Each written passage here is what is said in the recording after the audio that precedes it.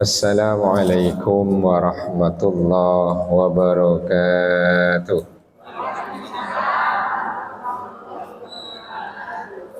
Bismillahirrahmanirrahim. Alhamdulillah wassalatu wassalamu ala Rasulillah wa ala alihi wa sahbihi wa mawala wa la hawla wa la quwwata illa billah, amma ba'du.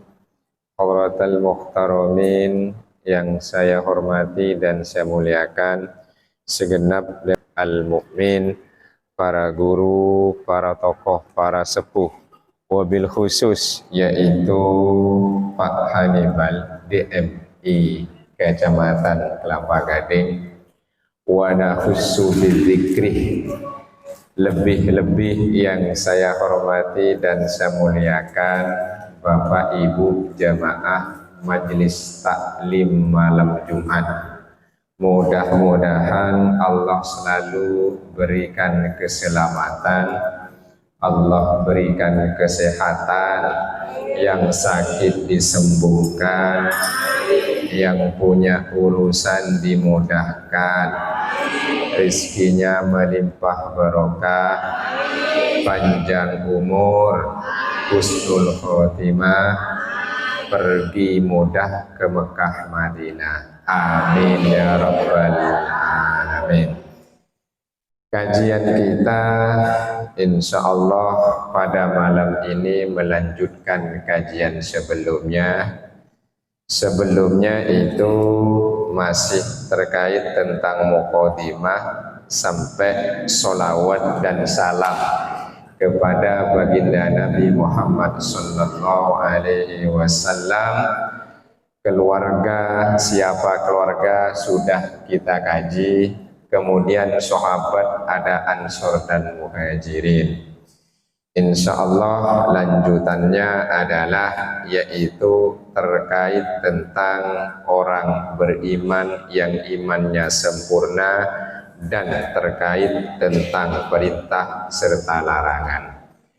Bismillahirrahmanirrahim. Qala al-musannif rahimahullah wa nafa'ana bihi wa bi'ulumihi fid dharaini amin. Amma ba'du. Fa innal mu'minal kamilah fi imanihi wa huwal mu'minu haqqan man kamulat fihi syu'abul imanih. Bahwa orang beriman yang sempurna keimanannya, imannya iman beneran, mukminnya mukmin sejati. Jangan sampai DKM dan jamaah al-mukmin tidak jadi mukmin beneran. Karena mukmin beneran dan mukmin sejati itulah yaitu orang yang sempurna keimanannya, terutama terkait tentang cabang-cabang iman yang harus dibuktikan dan diterapkan dalam kehidupan. Itu yang paling penting. Kalau ada orang ngaku beriman tapi tanda serta kriteria dan karakter keimanan tidak ada dalam dirinya, berarti belum jadi mukmin sejati, masih sekedar ngaku iman saja. Dengan demikian, wa man naqasat minhu wahidatun minha naqasah min imani bihasbiha. Kalau nanti ada kriteria dan karakter iman seseorang itu sempurna imannya, satu saja kurang, berarti tak lagi sempurna karena ada kekurangan dari sifat dan karakter orang itu betul-betul beriman. Ini orang beriman. Insya Allah yang hadir di Al-Mukmin ini semuanya mukmin dan mukminah. Mudah-mudahan mukmin mukminahnya hakko, beneran. Amin ya rabbal alamin. Di Al-Quran, kalau ada orang ngaku beriman itu tidak akan Allah biarkan dia itu sekedar ngaku beriman tapi belum dikasih cobaan. Orang beriman, Bu, pasti dikasih cobaan. Kalau orang dikasih cobaan, insya Allah dia beriman. Contoh dalam Al-Qur'annya, Bismillahirrahmanirrahim. Ahasiban nasu an yutraku an yaqulu amanna wa hum la yuftanun.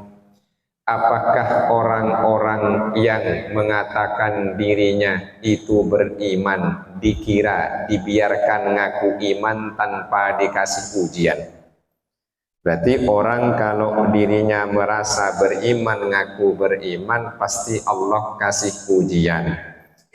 Jadi Bapak Ibu yang hadir beriman ya, pasti dikasih ujian. Kalau dikasih ujian kira-kira lulus apa enggak? Lulus ya.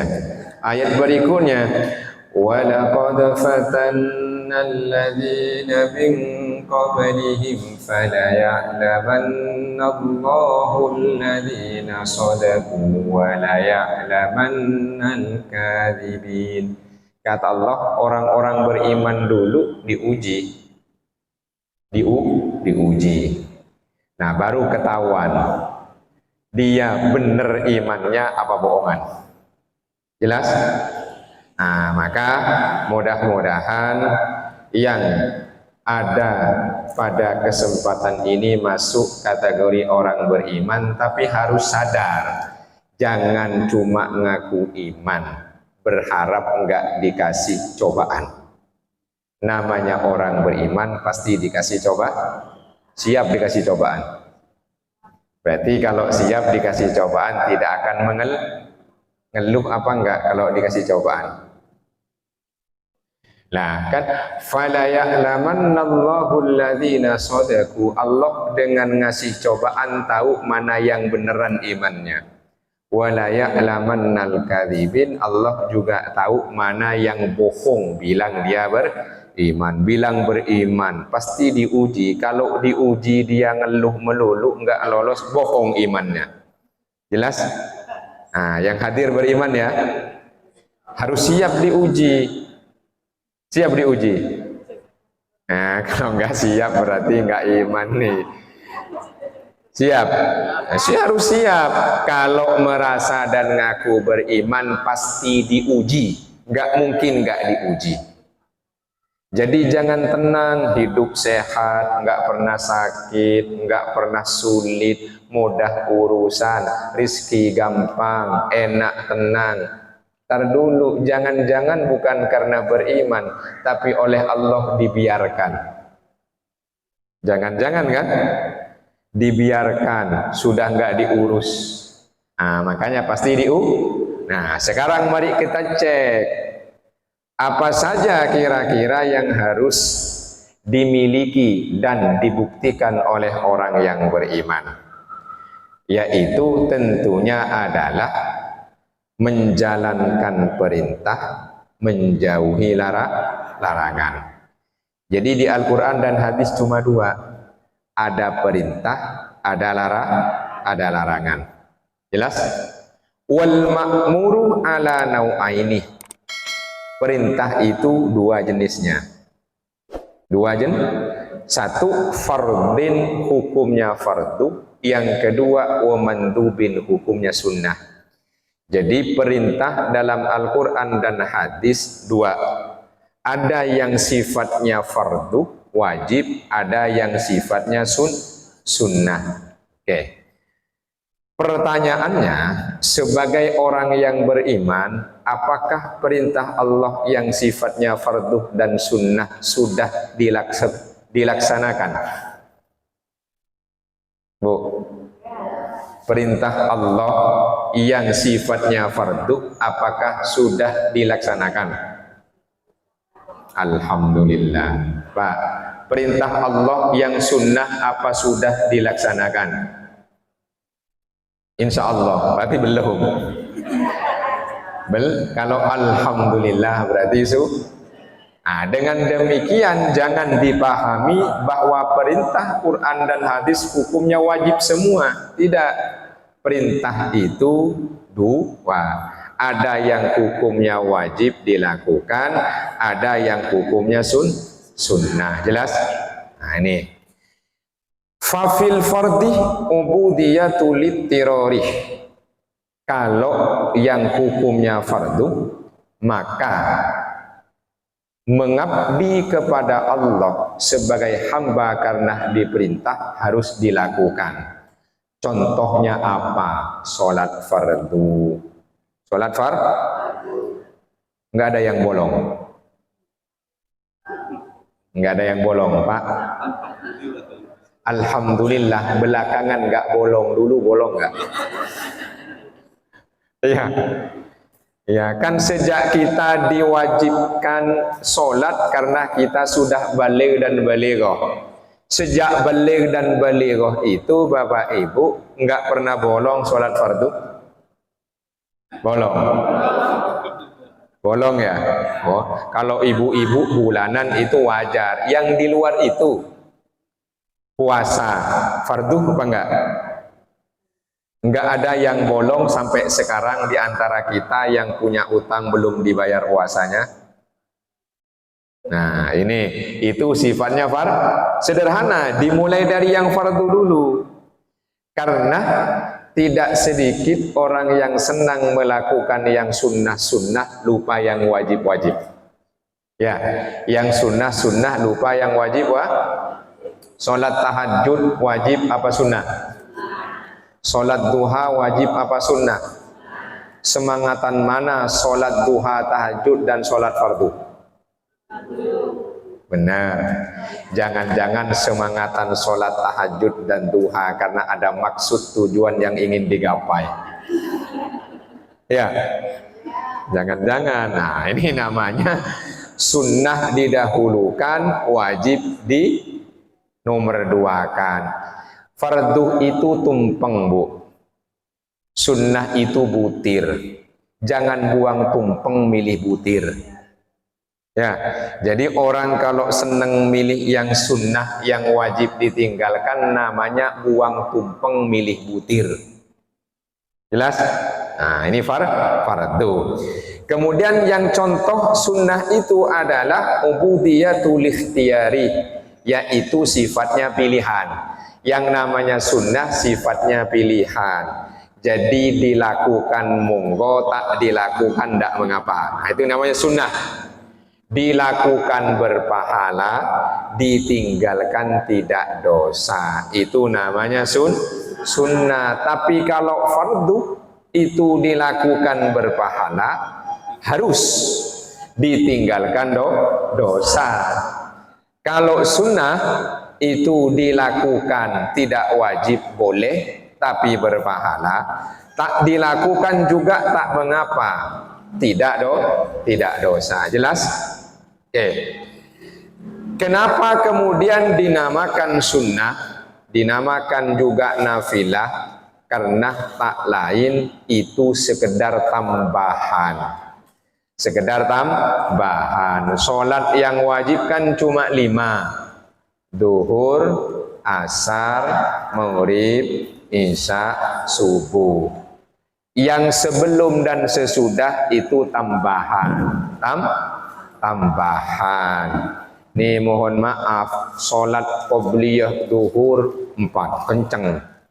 Ba'diyah duhur kenceng.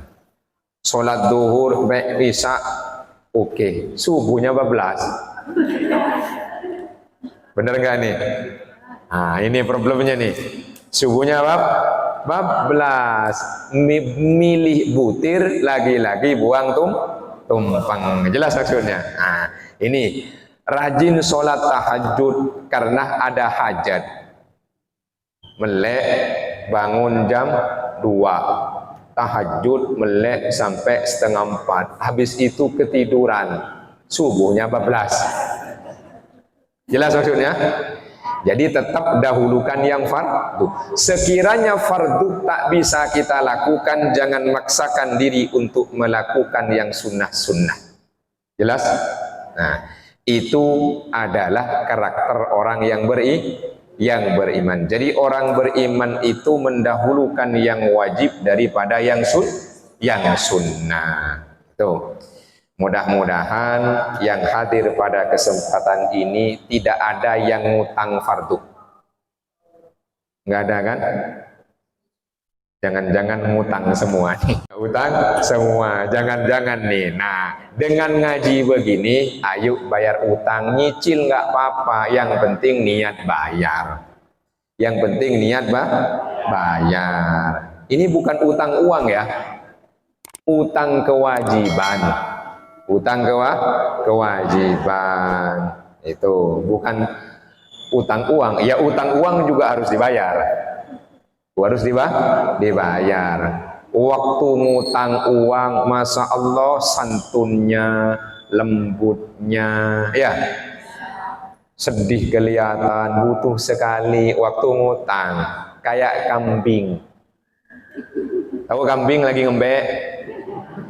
Tapi pas waktunya bayar beda. Enggak kayak kambing, kayak nah itu tuh bener nih. Ini yang minjemin uang apa yang suka minjem uang nih? Dua-duanya ya. Nah, jadi kewajiban itu tetap harus dilakukan. Ini mumpung ingat utang uang, Bu, Pak, ada hadis kata Nabi bahwa manis tushhidah fi sabilillah, orang yang wafat mati syahid di sabilillah, mati syahid, ghufirah lahu ma taqaddamah min, semuanya dosanya dihapus kecuali satu, dosa utang. Padahal sudah mati syahid, apalagi mati sakit. Mati syahid fi sabilillah saja tak diampunin, apalagi mati sakit. Jelas? Pokoknya utang harus dibayar. Habis ini nyicil ya. Nyicil lah. Iya, jangan nyicil, enggak apa-apa. Oke. Baru berikutnya adalah larangan itu wal manhiyu ala kismaini. Larangan ada dua. Tadi Al-Quran itu ada perintah, ada larangan.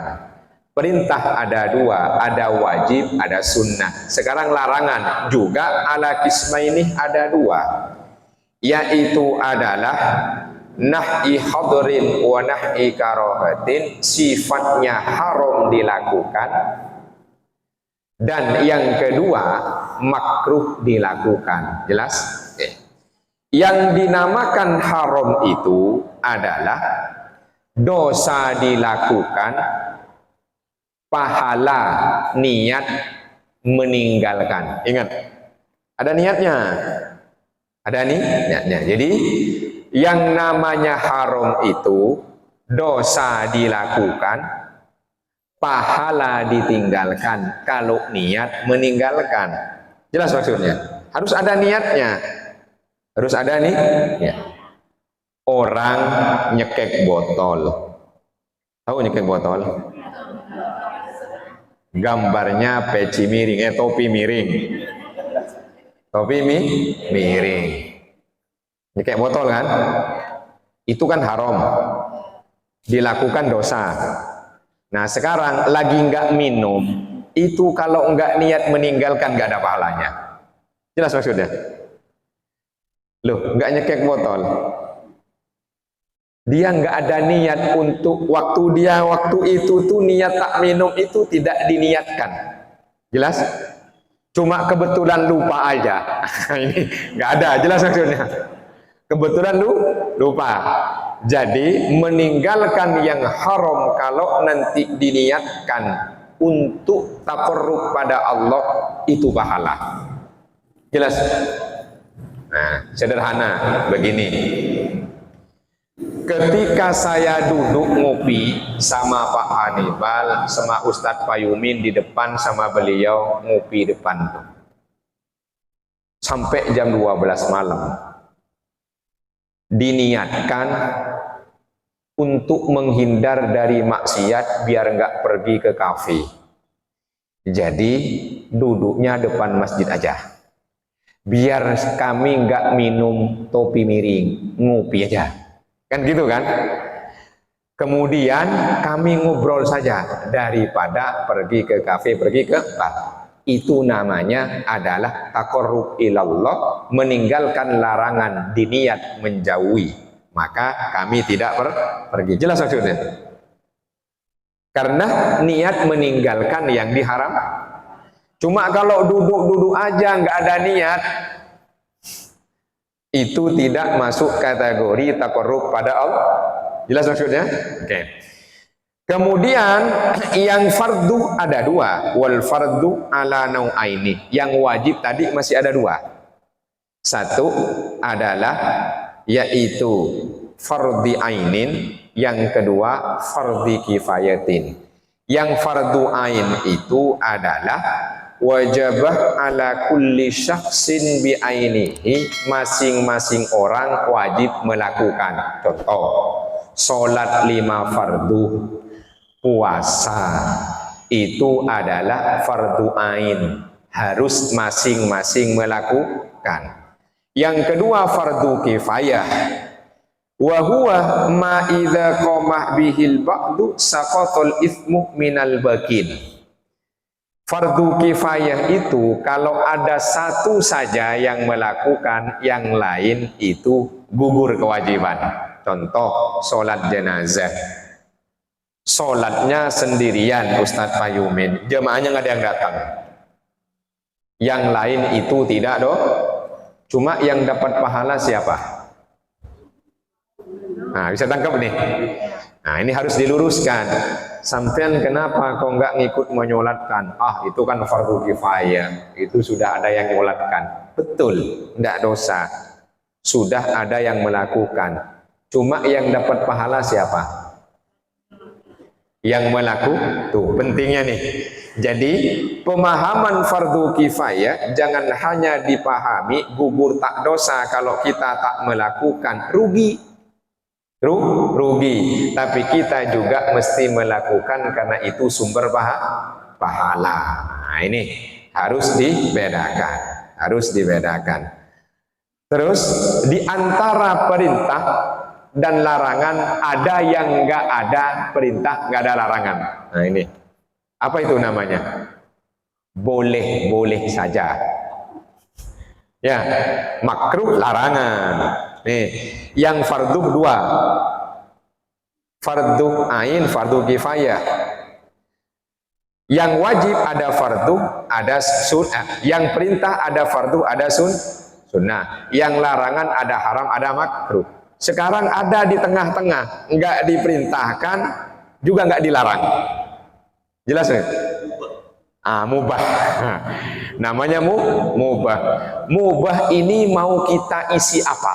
Nah, Bu, Pak, mubah ini mau kita isi apa? Mau diisi yang sunnah-sunnah, yang baik-baik, apa diisi yang haram-haram, yang dilarang-dilarang? Coba dihitung, Bu, Pak. Dihitung yang fardu ain. Apa saja? Coba dihitung banyak apa enggak fardu ain? Sholat 5 waktu. Itu pun sehari cuma 5 kali. Yang kedua, setahun sekali puasa. Terus haji, seumur hidup sekali, itu kalaupun mampu. Apalagi yang fardu ain? Zakat, itu pun setahun sekali kalau mampu dan nyampe nisab. Nuntut ilmu itu tak terbatas usia, waktu dan tempat, kapan saja. Jelas?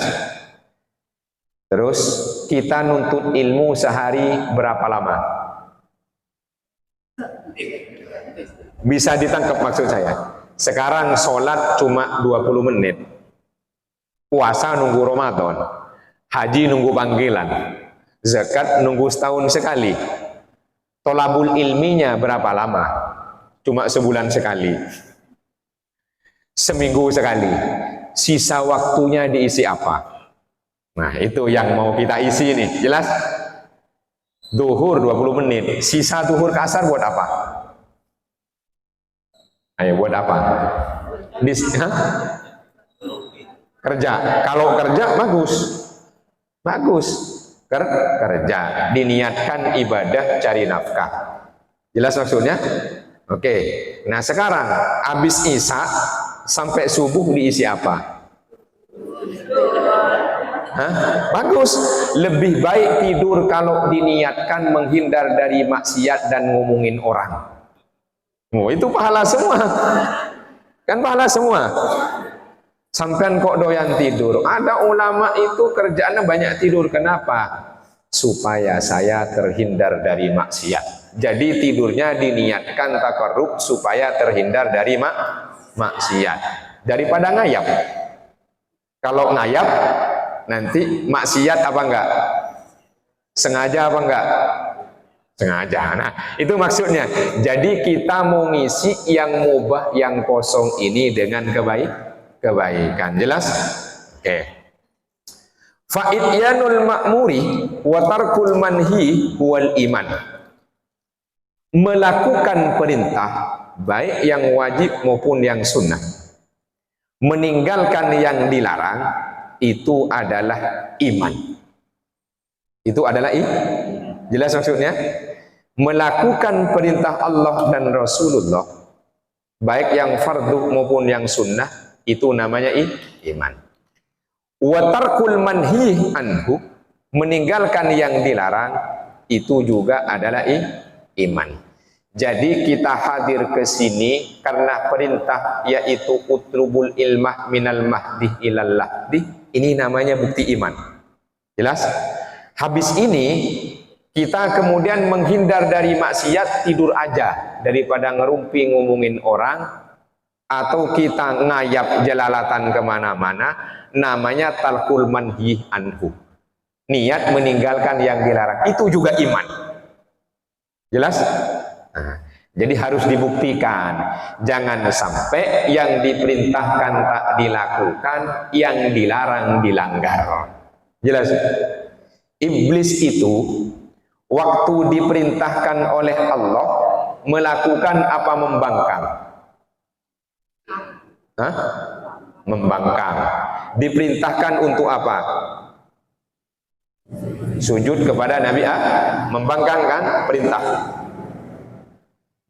Nabi Adam dilarang mendekati pohon. Itu dilanggar apa tidak? Dilanggar. Jelas maksudnya? Jadi iblis itu tak melaksanakan perintah. Nabi Adam melanggar larang. Iblis sekali, Nabi Adam sekali. Sekarang kita anak cucu Adam. Berapa banyak perintah Allah yang tidak kita lakukan? Berapa banyak larangan Allah yang kita langgar? Enggak kehitung. Jelas maksudnya? Iblis bu, sekali membangkang. Sampean berapa kali membangkang? Jelas maksudnya? Dikit-dikit setan ini. Sampean berapa kali coba? Iblis kalau ditanya salahnya satu, membangkang sekali. Cari, enggak ada lagi. Hah? Bukan kata saya ya, kata Waji. Kata Waji. Nabi Adam melanggar sekali. Cuma sekali melanggar. Nih, yang hadir ini berapa kali melanggar? Saking banyaknya nggak ingat. Jelas maksudnya? Oke, sekarang kita cek. Nabi Adam dulu itu di surga apa di luar surga? Melanggar sekali, dikeluarkan dari surga. Ini yang melanggar berkali-kali, nggak pernah di surga. Ke surga apa enggak? Jelas maksudnya? Coba, Nabi Adam melanggar berapa kali? Sekali. Itu pun nggak merugikan orang. Di surga kan? Dikeluarkan apa enggak? Nah kita yang nggak pernah di surga, melanggarnya keseringan. Mau ke surga? Jelas maksudnya? Oke. Iblis sekali membangkang perintah, diusir juga kan? Kita berkali-kali. Gampang. 2, 1 iblis. Satunya Nabi yang sering membangkang berarti niru. Oh enggak. Jelas maksudnya? Oke. Yang sering melanggar berarti niru. Yang sering membangkang niru. Yang sering melanggar. Yang melanggar Nabi Adam loh di surga. Iya. Nabi Adam tergoda iblis. Oh ingat, itu karena Nabi Adam digoda oleh iblis. Jangan nyalain Nabi Adam dulu. Siapa maksudnya? Jadi yang membangkang dia niru iblis. Yang melanggar larangan dia tergoda oleh bujuk rayuan. Jelas maksudnya? Jangan bilang niru Nabi Adam. Jadi yang membangkang dan melanggar sebenarnya niru. 2 loh kita. Kira-kira gampang nggak ke surga? Susah. Gampang dulu. Gampang. Yang susah itu kalau tak mengakui salah, dosa dan nggak taubat. Itu iblis. Tapi Nabi Adam kan taubat.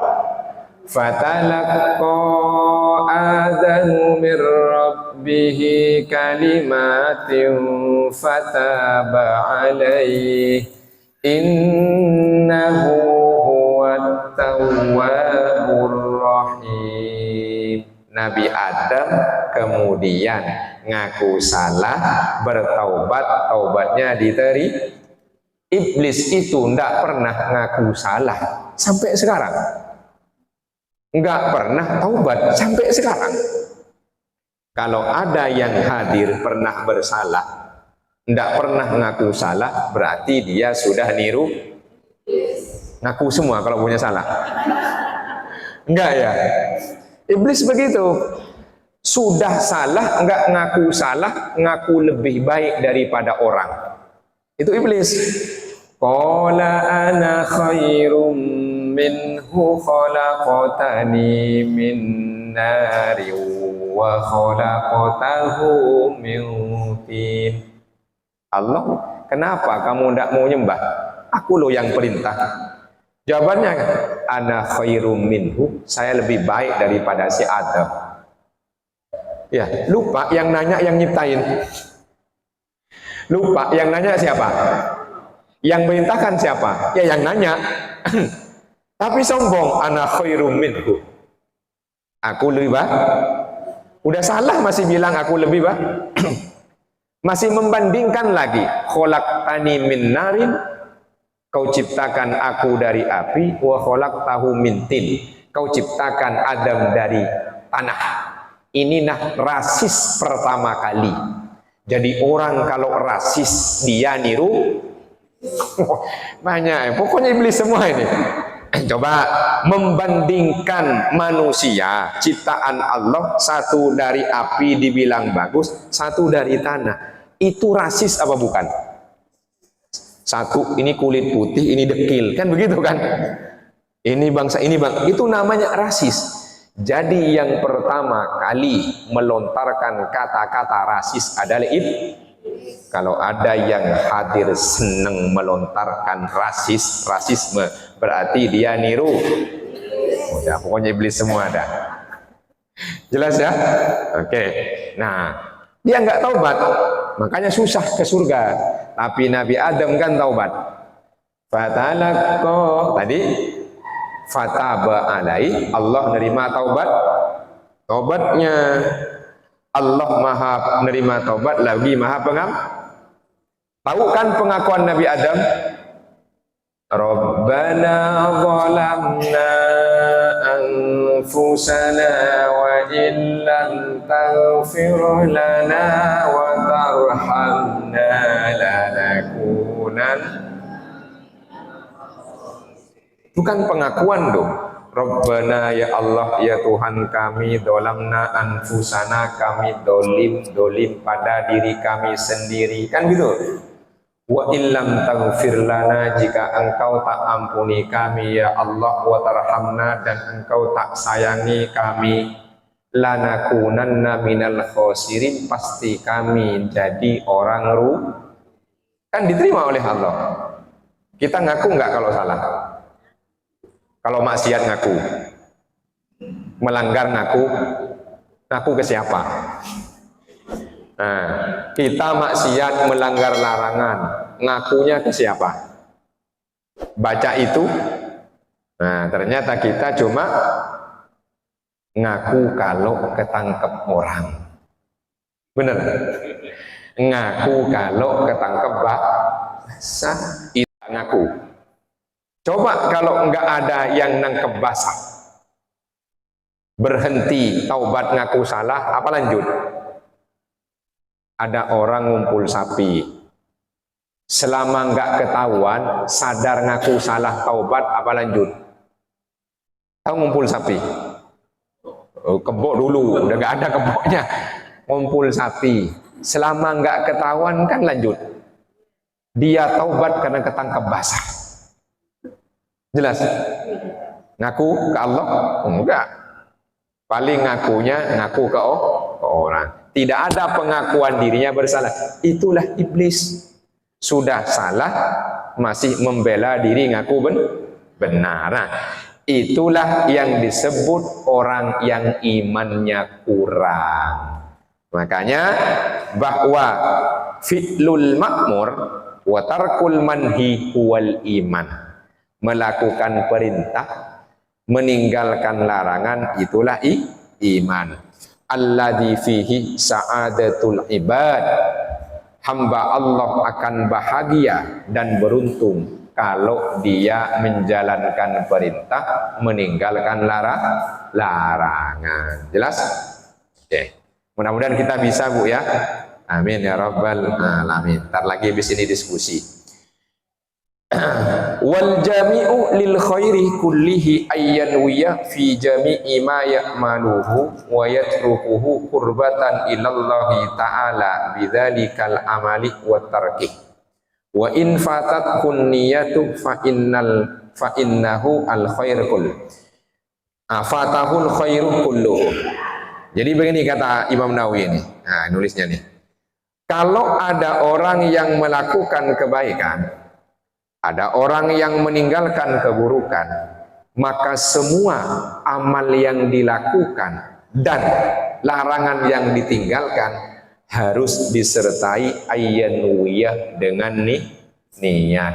Kita datang ke sini ini niatkan nuntut ilmu karena menjalankan perintah Allah dan Rasulullah. Jelas? Harus ada niat. Nanti kalau kita kejebak pada kemaksiatan, menghindar, diniatkan kita ini taat pada Allah, menghindar karena itu larangan Allah dan Rasulullah. Jadi niat apa? Kurbatan, niat kita ingin mendekatkan pada Allah, taat. Pada intinya taat itu dua. Taat menjalankan yang diperintahkan, taat meninggalkan yang dilarang. Jelas? Taat menjalankan yang diperintahkan, taat meninggalkan yang dilarang. Itulah sebetulnya orang yang taat. Cuma masih banyak orang mikir orang taat itu yang rajin sholat aja, yang rajin puasa aja. Orang meninggalkan yang dilarang itu sebetulnya adalah orang to'ah. Nah, makanya tadi kalau kita duduk nongkrong di depan sambil ngopi, niatkan kita menghindari yang namanya kafe dan topi miring, maka itu adalah pahala. Jelas maksudnya? Jadi harus diniatkan. Ternyata ke surga gampang jalannya, yang sulit menerapkannya. Ya, ini gampang diucapkan dan disampaikan, tapi tak mudah diterap. Jelas kan? Gampang. Ngomong gampang, susah tak mudah diterapkan. Fal fardu minal imani min amalin wa tarkin bid'un wa sab'un. Fardu sebagai bukti keimanan seseorang harus dilakukan maupun ditinggalkan ada 70.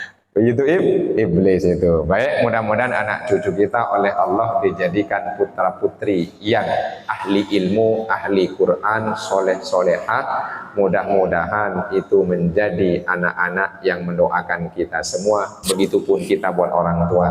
Al-Fatihah. A'udzu billahi minasy syaithanir rajim. Bismillahirrahmanirrahim. Alhamdulillahi rabbil alamin. Ar-Rahmanir Rahim. Maliki yaumiddin. Iyyaka na'budu wa iyyaka nasta'in. Ihdinas siratal mustaqim. Siratal ladzina an'amta 'alaihim ghairil maghdubi 'alaihim waladdallin. Amin. Bismillahirrahmanirrahim. Alhamdulillahi rabbil alamin. Allahumma shalli wa sallim wa barik ala nabiyyina Muhammadin wa ala alihi wa sahbihi ajma'in. ربنا ظلمنا أنفسنا وإن لم تغفر لنا وترحمنا لنكونن من الخاسرين. ربنا اغفر لنا ذنوبنا ولوالدينا وأولادنا وأزواجنا وأصحاب الحقوق الواجبة علينا ومشايخنا وتلاميذنا وجميع المسلمين والمسلمات والمؤمنين والمؤمنات الأحياء منهم والأموات. اللهم اجعلنا وأهلنا وأولادنا من أهل العلم والخير. اللهم اجعلنا وأهلنا وأولادنا من أهل القرآن الكريم. اللهم اجعل القرآن لنا يوم القيامة شفيعا. ربنا آتنا في الدنيا حسنة وفي الآخرة حسنة وقنا عذاب النار. وصلى الله على سيدنا محمد وعلى آله وصحبه وسلم.